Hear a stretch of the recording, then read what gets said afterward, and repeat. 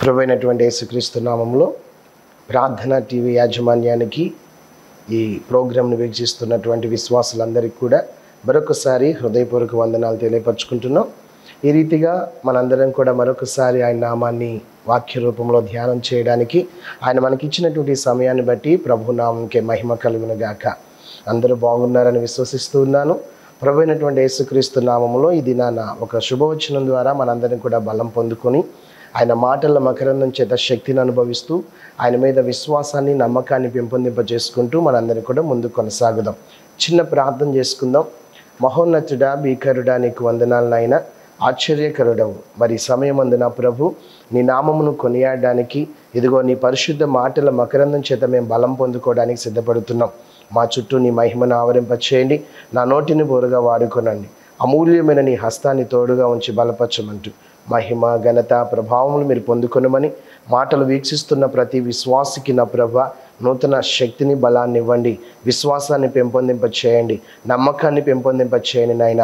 వారి జీవితాల్లో, వారి కుటుంబాల్లో గొప్ప కార్యాలు జరిగించమంటూ యేసు నామములో అడుగుచున్నాం తండ్రి. ఆమేన్, ఆమేన్. పరిశుద్ధ లేఖన భాగం నుంచి కొన్ని మాటలను ధ్యానం చేసుకుందాం. ఈ దినాన ప్రభువారు మన ముందుంచినటువంటి ఒక శ్రేష్టమైన మాట యోబు గ్రంథము 42వ అధ్యాయము 2వ వచనాన్ని చదువుకుందాం.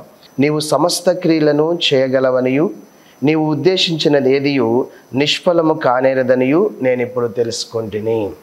ఇక్కడ ప్రియులారా మనం గమనించినట్లయితే మరి యోబు భక్తుడు దేవాది దేవుడైనటువంటి యెహోవాతో సమాధానం ఇస్తున్నటువంటి మాట ఏమంటున్నాడంటే, నీవు సమస్త క్రియలు చేయగలవని నీవు ఉద్దేశించింది ఏది నిష్ఫలము కానేరదని నేను ఇప్పుడు తెలుసుకున్నాను. ఎప్పుడండి మనం యోబు గురించి ఆలోచన చేసినట్లయితే మరి యోబు ఎలాంటి వాడో మనందరికీ తెలుసు. యోబు గ్రంథము 1వ అధ్యాయంలో ఆయన గురించి స్పష్టంగా రాయబడడం జరిగింది. ఈయన ఊజు దేశమునందు యోబు మరి నివాసం చేస్తూ ఉండేవాడు. ఇతనికి కలిగినటువంటి కొన్ని గుణాలు ఏంటయ్యా అంటే యథార్థవంతుడని, న్యాయవంతుడని, దేవుని యందు భయభక్తులు కలిగి ఉన్నవాడని, చెడుతనాన్ని విసర్జించిన వాడని మరి ఇతని గురించి దేవాది దేవుడు సాక్ష్యం పలకటం మనందరం కూడా వింటూ ఉన్నాం. ఇతనికి 7 కుమారులు 3 కుమార్తెలు కలిగి ఉన్నారు. ఇంకా అతను కలిగినటువంటి ఆస్తిపాస్తుల గురించి మనం ఆలోచన చేస్తే 7,000 గొర్రెలు, 3,000 ఒంటెలు, 6 జతల ఎడ్లను, 700 ఆడుగాడిదలను కలిగి బహుమంది పనివారును అతనికి ఆస్తిగా ఉండేను గనుక తూర్పు దిక్కు జనులందరిలో అతడే గొప్పవాడిగా ఉన్నాడు. మరి యోబు భక్తుడు ఊజు దేశమునందు ఎంత ధనవంతుడిగా, ఎంత గొప్ప వ్యక్తిగా, మంచి వ్యక్తిగా పిలువబడుతున్నాడో మనందరికీ తెలుసు. కొన్ని సందర్భాలలో దుష్టుడు మరి విశ్వాసములో, నమ్మకములో మనందరం కూడా దేవుని మీద ఆధారపడి ముందుకు వెళ్తున్నప్పుడు అనుకోని విధంగా కొన్ని సంఘటనలు మన కళ్ళ ముందు తీసుకొచ్చి పెడుతూ ఉంటాడు. ఒకానొక దినాన మరి దేవదూత మరి దేవుని సముఖంలో నిలబడి, ఇదిగో మరి నీ ప్రియకుమారుడైనటువంటి యోబుకు నువ్వు సమీపంగా ఉన్నావు కాబట్టి అందుకని అతను నేనేం చేయలేకపోతున్నాను, ఒక్కసారి నువ్వు చేయి విడిచిపెట్టు అని దేవునితో మాట్లాడి యోబు భక్తుని మరి కుదిపివేయడానికి పర్మిషన్ తీసుకుని వచ్చింది. అలాంటి సందర్భంలో మరి సాతాను కట్టినటువంటి పన్నాగములో ఏమైందంటే యోబు యొక్క ఆస్తిపాస్తులన్నీ పోవటం, కుమారులు చనిపోవటం, కుమార్తెలు చనిపోవటం, తర్వాత తను దేహమంతా కూడా పుండ్లతో వ్యాధిని అనుభవించటం, స్నేహితులు దూషించటం, భార్య దూషించటం. ఇక తన జీవితంలో మనం గమనించినట్లయితే 1, 2, 3 కాదండి, చాలా వేదనకరమైన పరిస్థితులు. అంటే అప్పటికప్పుడు అప్పటిదాకా వెలుగొందుతున్నటువంటి యోబు, అప్పటిదాకా ఘనత వహించినటువంటి యోబు, అప్పటిదాకా కీర్తి ప్రశంసలు పొందుకున్నటువంటి యోబు ఒక్కసారిగా ఏమైపోయాడంటే మరి పతనానికి దిగిపోయాడు. అంటే పాతాళ గర్భంలోకి దిగిపోయినట్లు దిగిపోయాడు. అలాంటి పరిస్థితుల్లో ఎవరైనా సరే అంత హీనస్థితి వచ్చినప్పుడు దేవుని దూషించటమో, లేకపోతే ఇంత ప్రార్థన చేశాను, ఇంతగా వేడుకున్నాను, ఎందుకు నా జీవితంలో ఇలాంటి కార్యాలు జరిగినాయి అని దేవుని నామాన్ని అవమానించడమో, కించపరచటమో మనుషులుగా చేస్తూ ఉంటారు. కానీ యోబు భక్తుడికి ఉన్నటువంటి నిరీక్షణ ఏంటయ్యా అంటే ఆయన కలిగి ఉన్నప్పుడు ఎంత విశ్వాసం కలిగి ఉన్నాడో అంత నష్టపోయినప్పుడు కూడా అదే విశ్వాసాన్ని కలిగి ఉన్నాడు. దేహము పుండ్లతో మరి గాయపరచబడిన అలాంటి దీనస్థితిలో ఉండి కూడా దేవుని నామాన్ని ఘనపరుస్తూ ఉన్నాడు. ఉండడానికి నివాసపురం లేకపోయినా మరి బూడిదలో కూర్చుని అలాంటి క్లిష్ట పరిస్థితిని అనుభవిస్తూ కూడా యెహోవా దేవుని యందు ఎంత విశ్వాసం ఉంచాడంటే మామూలు విశ్వాసం కాదండి. అందుకనే తనలో ఉన్న విశ్వాసము, తనలో ఉన్న భక్తిని పరీక్షించడానికి దేవుడు మరి ఎంతగా అపవాది చేతికి అప్పగించాడంటే ఇంత అంత కాదు. అయినా అపవాది ఓడిపోవలసిన పరిస్థితే వచ్చింది. ఎందుకంటే యోబు భక్తుడు ఉన్న స్థితిలో ఎలాగైతే దేవునికి భయభక్తులు కలిగి ఉన్నాడో, మరి శ్రమ అనుభవిస్తున్న సమయంలో కూడా దేవుని యందు భయభక్తులు కలిగే ఉన్నాడు. ఆయన యందు విశ్వాసం ఉంచాడు, నిరీక్షణ, ఇంకా ఇంకా ఇంకా ప్రేమను పెంచుకున్నాడు. దూషణకరమైన మాటలు మాట్లాడలేదు, ప్రేమతోనే మాట్లాడడం ప్రారంభించాడు. అందుకని యోబులో ఉన్నటువంటి ఆ గొప్ప నిరీక్షణను చూసి, నా కుమారుడు నీతిమంతుడు యథార్థవంతుడు గనక నన్ను బట్టి మరి విడిచిపెట్టడు, ఆయన లోకంలో జారిపోడని యెహోవా నమ్మికుంచాడు. ఇతను కూడా, యోబు కూడా దేవుని యందు నమ్మికుంచి ఇంకా విశ్వాసంలో ముందుకెళ్ళాడు. తరువాత మరి యోబు యొక్క విశ్వాసాన్ని, నిరీక్షణ పరీక్షించిన దేవుడు ఏం చేశాడంటే, మరలా దేవుడు ఆ యోబును ఆశీర్వదించడానికి పూనుకున్నాడు, దీవించడానికి పూనుకున్నాడు, మరలా కోల్పోయినవన్నీ తన జీవితంలో ఇవ్వడానికి ఆయన పూనుకున్నాడు. అందుకనే ఈ అనుభవించిన తర్వాత యోబు భక్తుడు అంటున్నాడు, నాయనా నువ్వు సమస్త క్రియలు చేయగలవు, నీకు అసాధ్యమైంది ఏది లేదు. నువ్వు ఏదన్నా తలపెట్టావు అంటే, నువ్వు ఏదైనా ఉద్దేశం కలిగి ఉన్నావంటే అది నిష్ఫలం ఎప్పటికీ కాదు. అంటే దాని అర్థం ఏంటంటే, తన జీవితంలో దేవుడు ఎంత గొప్ప కార్యాలు చేశాడో అనుభవపూర్వకంగా అనుభవించిన యోబు తన నోటి మాటల చేత చెప్తున్నాడండి. కనుక విశ్వాస ప్రయాణంలో మనం బయలుదేరి నడుస్తూ ఉన్నప్పుడు, ఈ విశ్వాస యాత్రలో మనందరి యొక్క నిరీక్షణను, విశ్వాసాన్ని, నమ్మకాన్ని మరి తొలగించడానికి, మార్గం తప్పించడానికి అపవాది మన ముందు ఎన్నో బాణాలు వదులుతూ ఉంటాడు, ఎన్నో ఆటంకాలు పెడుతూ ఉంటాడు, శ్రమలు పెడుతూ ఉంటాడు, దేవుని యందు భయభక్తులు కోల్పోయేటట్లు చేస్తూ ఉంటాడు. కానీ విశ్వాసులుగా మనం గమనించవలసింది ఏంటంటే, ఎంత నష్టం జరిగినా, ఎంత శ్రమ ఎదురైనా, ఎన్ని ఇబ్బందులు ఎదురైనా, ఎన్ని ఆటంకాలు ఎదురైనా, సజీవుడైనటువంటి దేవాది దేవుడు నాకు తోడుగా ఉన్నాడు. నేను పడిపోయిన మరల నన్ను తిరిగి లేవనెత్తుతాడు, కృంగిన వేళలో నాకు తోడుగా ఉంటాడు, బలహీన సమయంలో నాకు బలాన్ని ఇస్తాడు, అనారోగ్య పరిస్థితుల్లో నాకు స్వస్థతని ఇస్తాడని మనం నిరీక్షణతో దేవుని మీద ఆధారపడాలండి. యోబు భక్తుడిని మనం ముందు పెట్టుకుంటే, ఆయన లాంటి విశ్వాసం, నమ్మకం కలిగి ఉంటే అతని జీవితంలో రెండంతల ఆశీర్వాదం ఎలాగైతే పొందుకోగలిగాడో, మన జీవితాల్లో కూడా దేవుడిస్తున్న ప్రతి ఆశీర్వాదానికి మనం వారసులము అవుతాం. అందుకని తన నోటి ద్వారా దూషించలేదు కానీ దేవుణ్ణి కొనియాడటం ప్రారంభించాడు. దేవుడు చేసిన అద్భుత కార్యాలను వర్ణించడం మొదలుపెట్టాడు. దేవుని యొక్క గొప్పతనాన్ని చాటి చెప్పడం మొదలుపెట్టాడు. అసలు నేను అడగడానికి, నిన్ను అడగడానికి, ప్రశ్నించడానికి నేను అర్హున్నా అని తన్ను తాను యోబు తగ్గించుకున్నాడండి. అందుకనే యోబు మరలా రెండంతలుగా దీవించబడ్డాడు. అంత ఆశీర్వాదం వచ్చిన తర్వాత ఈయన అంటున్నాడు, అయ్యా నువ్వు నా ఎళ్ళ కలుగున్న ఉద్దేశం ఇదా అని చెప్పి నన్ను ఎంతగా హెచ్చులోకి తీసుకురావడానికి కానీ ఆయన నామాన్ని గణపరుస్తూ ఉన్నాడండి. కనుక విశ్వాస ప్రయాణంలో ఏది ఎదురైనా మన విశ్వాసాన్ని మాత్రం మనం ఏం చేయకూడదంట, కోల్పోకూడదు. దేవుని యందు నిరీక్షణతో ఎదురు చూస్తూ ఉంటే కోల్పోయినవన్నీ కూడా దేవుడు తీసుకొచ్చి ఎక్కడ పెడతాడంట, మన కళ్ళ ముందు పెడతాడు.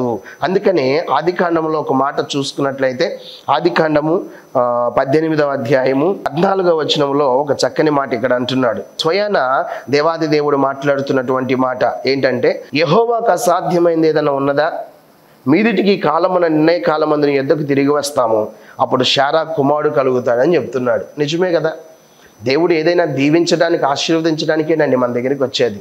ఎక్కడ కూడా దేవుడు స్వయంగా మాట్లాడుతున్నాడు. యెహోవాకు అసాధ్యమైంది ఏదైనా ఉన్నదా? మనమే కలవరపడుతూ ఉంటాం, దేవుని యొక్క శక్తిని తక్కువ చేస్తూ ఉంటాం. దేవుని శక్తిని తక్కువ చేయకూడదండి. మనం కలుగున్న ప్రణాళికలు, ఉద్దేశాలు, ఆలోచనలు చాలా తక్కువ. కానీ మన ఎడల దేవుడు కలుగున్న ఆలోచనలు, మన ఎడల దేవునికి కలిగిన ప్రణాళికలు చాలా గొప్పగా ఉంటాయండి. అందుకని ఇక్కడ అబ్రహాము కూడా కొన్ని సందర్భాల్లో మరి ఆలోచిస్తూ ఉన్నప్పుడు, కృంగిపోతున్నప్పుడు, కుమిలిపోతున్నప్పుడు అబ్రహాం దగ్గరికి వచ్చి దేవుడు మాట్లాడుతున్న మాట ఏంటయ్యా అంటే, అబ్రహమా దేవునికి అసాధ్యమైనది ఏదైనా ఉన్నదా?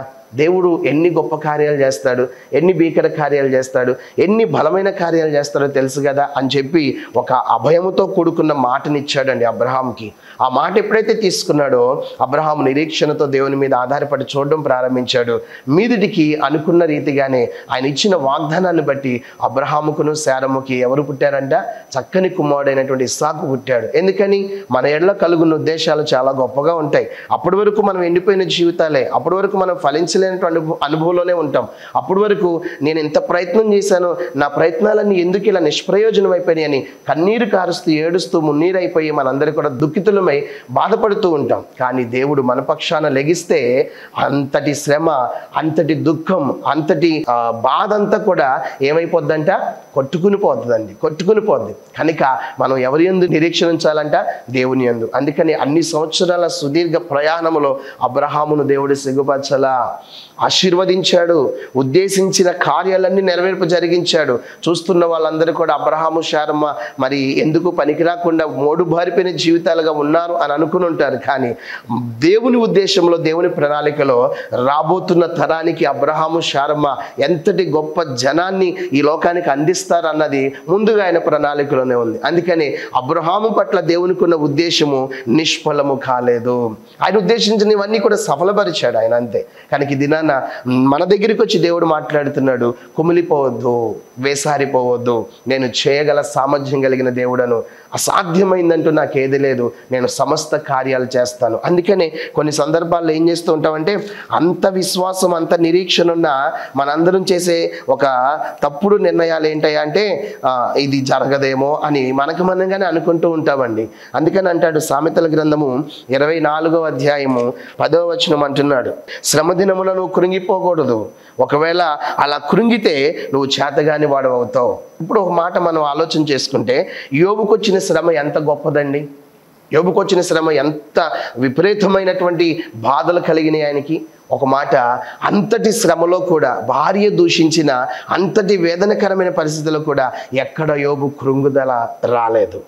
దేవుని మాట అనుభవించిన అబ్రహాము కూడా ఇక తర్వాత ఎక్కడ కృంగిపోలేదు. ఎందుకని, నా దేవుడే నాతో మాట్లాడాడు, నా ఎడల ఆయనకున్న ప్రణాళిక చాలా గొప్పదని వీరిరువురు ఏం చేశారంటే దేవుని వైపు నిరీక్షణతో చూశారండి. అందుకనే యోబు కృంగలేదు కాబట్టి, దేవుని యందు విశ్వాసం ఉంచాడు కాబట్టి, చేతగాని వాడిగా ఉండేది నేను, కానీ నా దేవుడు చేతనైన వాడు, ప్రతి కార్యాన్ని కూడా సమస్తము సఫలపరచగలుగుతాడని ఆయన వైపు చూశాడు గనక యోబు రెండంతల ఆశీర్వాదాన్ని పొందుకున్నాడు. మరి దేవుని యందు విశ్వాసం ఉంచినటువంటి అబ్రహాము చక్కని కుమారుణ్ణి ఇస్సాకును కన్నాడండి. వాళ్ళ వంశవాన్ని తరతరాలకు దేవుని స్తుతించే ప్రక్రియలో దీవించబడ్డాడు ఆయన. ఈ దినాన్ని నేను అంటాను, మరి సమస్త క్రియలు చేయగలిగిన దేవాది దేవుడు మనకున్నప్పుడు ఆయనకు అసాధ్యమైంది ఏదైనా ఉందా అని దేవుడు మాట్లాడుతున్నాడండి.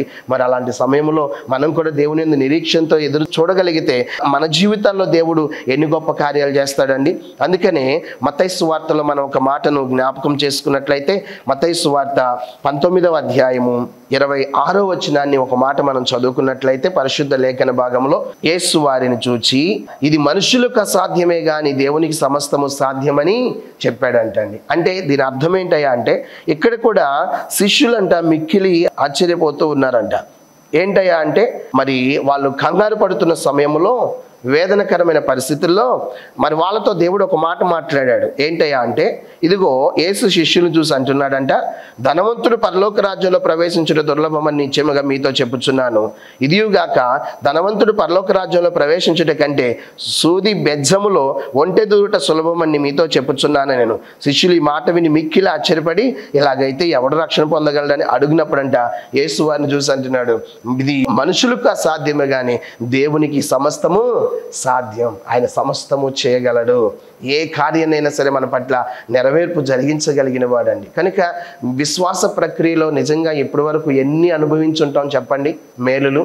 అయినా ఎప్పటికప్పుడు కొత్తేనండి మనుషులకి, ఎప్పటికప్పుడు కొత్తే.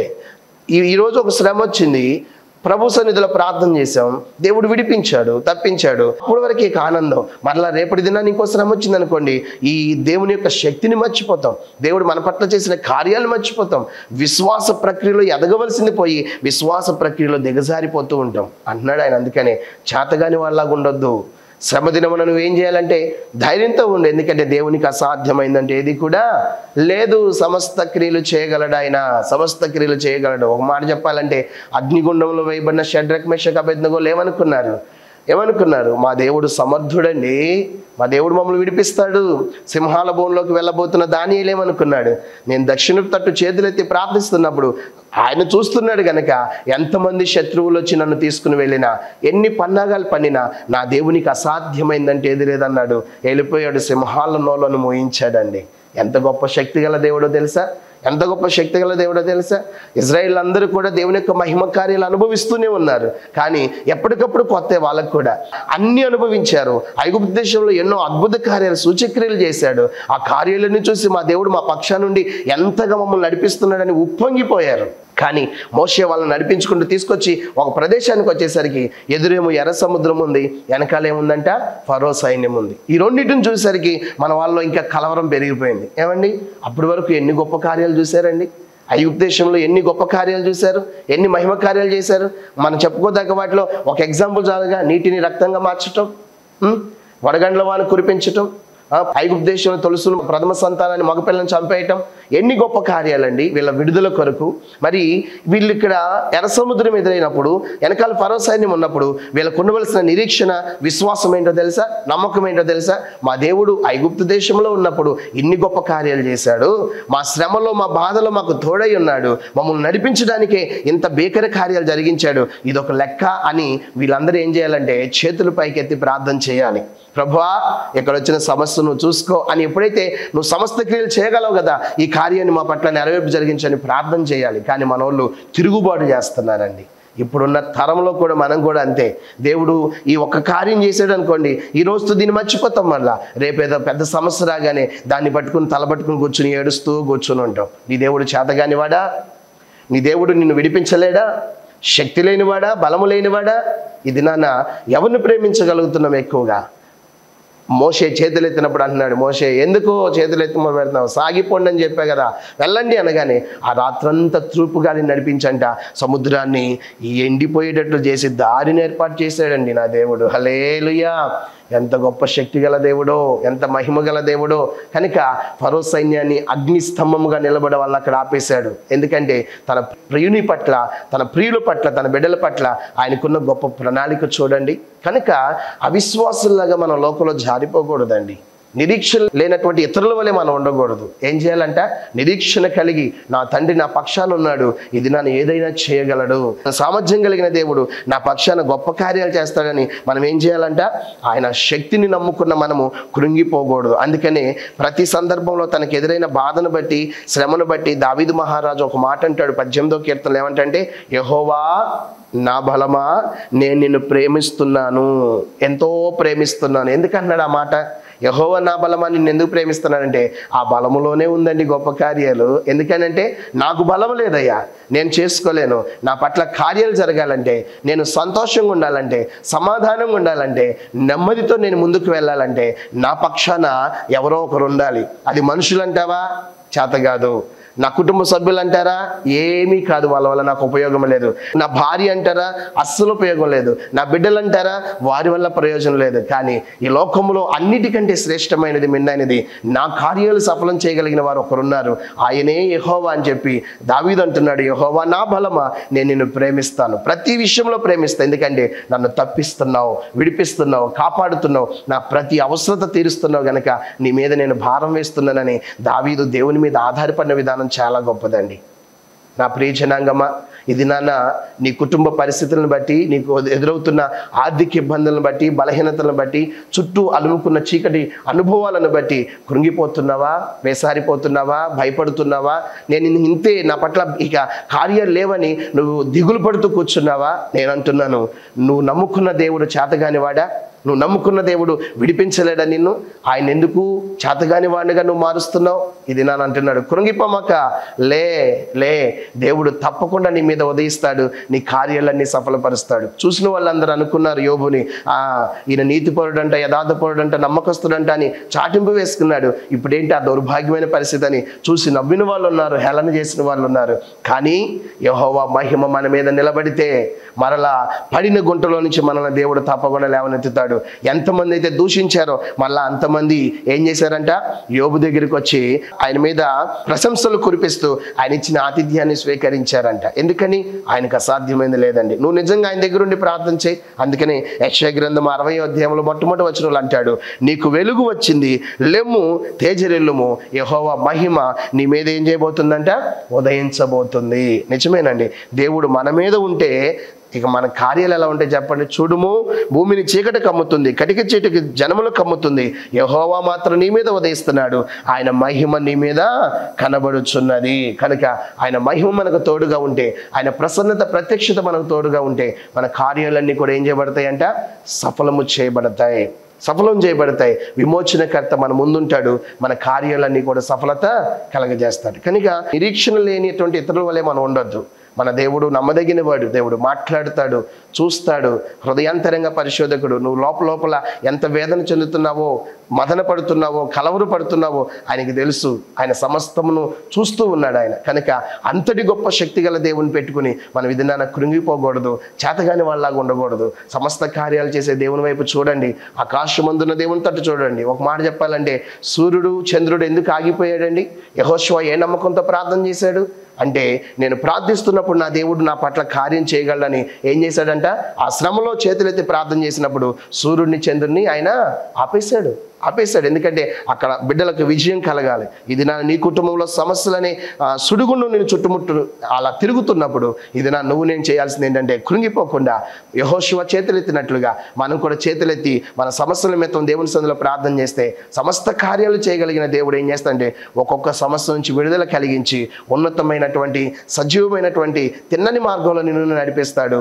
ఆనంద సంతోషాలతో మనందరినీ కూడా బలపరుస్తాడు. అలాంటి నమ్మిక విశ్వాసం నీకు ఉన్నట్లయితే ఇది సమస్తము చేయగలిగిన సామర్థ్యం కలిగిన దేవుని మీద ఆధారపడు, ఆయన వైపు చూడు, ప్రార్థనతో ఆయన సన్నిధికి వచ్చి ఎదుర్కొని సమస్యలన్నింటిని ఎదుర్కో. తప్పకుండా దేవాదేవుడు బలమైన కార్యాలు మన పట్ల చేస్తాడు. దావీదు ప్రేమించినట్లుగా నా బలమా అని ఇది ఆయన శక్తిని ముందు పెట్టుకుని ప్రేమించి యెహోవాను అమితంగా ఆయన ద్వారా భీకర కార్యాలు అనుభవిద్దాం.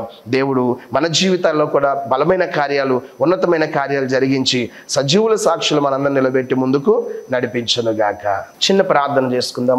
విత్తమైన మాటలను బట్టి కృంగిన మన మనసులను, వేసారిన మన మనసులను లేవనెత్తుకుందాం. మహోన్నతుడా, భీకరుడా, ఉన్నతమైనటువంటి వాడా, సత్యవంతుడా నీకు వందనాలు, పరిశుద్ధుడా నీకు స్తోత్రములు. నాయన ఈ సమయమందు నా తండ్రి అయా నీ పరిశుద్ధ పాదపీఠం దగ్గరికి వచ్చిన మమ్మల్ని దీవించండి. అయ్యా మేము ఎన్నో సమస్యలతో కృంగిపోతూ ఉంటున్నాం, కలవరపడుతూ ఉంటున్నాం, వేసారిపోతున్నాం, దిగులు పడుతూ ఉన్నాం. అయ్యా ఇదిగో నా తండ్రి ఆదరణ లేక, అయ్యా ఇదిగో నా తండ్రి గమ్యం తెలియక, ఎటు నడవాలో ఎటు పయనించాలో అయ్యా మాకు తెలియనటువంటి అయోమయ పరిస్థితిలో ఉంటున్నాం నా తండ్రి.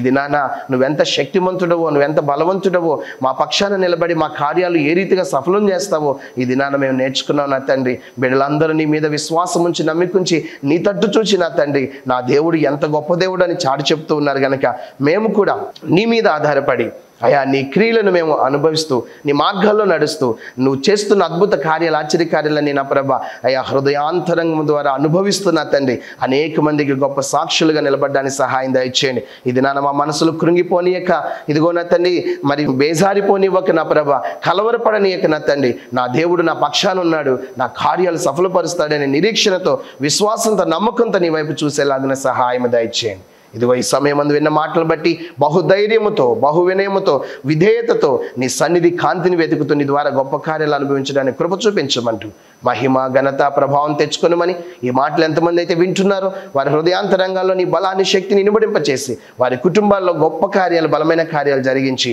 నీ సన్నిధిలో గొప్ప సాక్షులుగా నిలబెట్టమని యేసు నామములు అడిగి వేడుకొనుచున్నాము తండ్రి. ఆమేన్, ఆమేన్, ఆమేన్. తండ్రి, కుమార, పరిశుద్ధాత్మ త్రియేక దేవుని యొక్క అన్యోన్య సహవాసము ఆయన మీద ఆధారపడుతున్న మనకు, మన కుటుంబాలకు సదాకాలము తోడైన ముందుకు నడిపించునుగాక. ఆమేన్, ఆమేన్, ఆమేన్. అందరికీ వందనాలండి.